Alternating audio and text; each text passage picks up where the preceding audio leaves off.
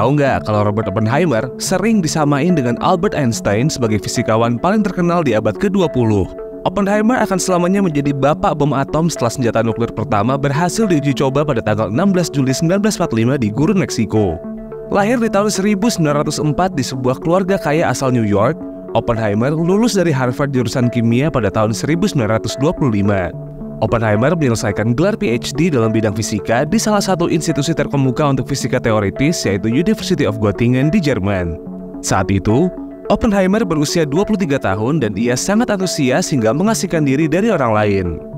Sepanjang hidupnya, Oppenheimer dinilai sebagai sosok yang suka menyendiri atau seorang narsisis yang gelisah.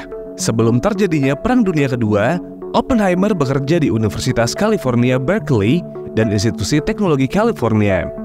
Penelitiannya terkonsentrasi pada astronomi teoritis, fisika nuklir, dan teori medan kuantum.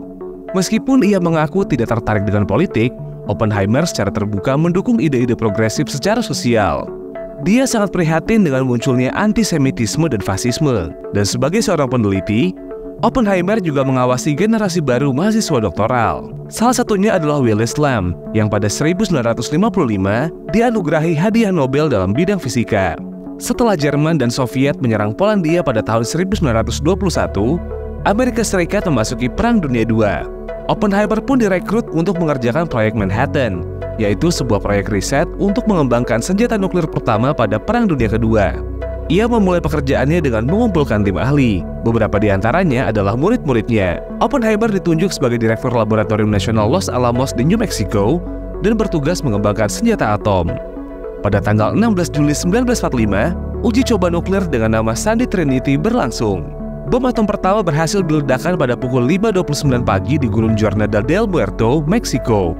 Setelah tahun 1952, advokasi Oppenheimer terhadap uji coba pertama bom hidrogen mengakibatkan izin keamanan penggunaan senjata nuklir ditangguhkan. Oppenheimer juga mendesak dengan kuat untuk mengkontrol senjata internasional. Nggak sampai di situ, Oppenheimer tidak berhenti menyuarakan kebebasan dalam mengejar pengetahuan. Dia melakukan tur internasional dengan ceramah-ceramah tentang peran kebebasan akademis yang tidak terkekang oleh pertimbangan politik. Ia berpendapat bahwa ilmu pengetahuan dan humaniora bukanlah upaya manusia yang terpisah, melainkan saling terkait dan tak terpisahkan. Oppenheimer meninggal pada tanggal 18 Februari 1967 di New Jersey, Amerika Serikat pada usia 62 tahun. Gimana? Tertarik sama cerita Oppenheimer? Udah nonton filmnya belum? Coba komen di bawah.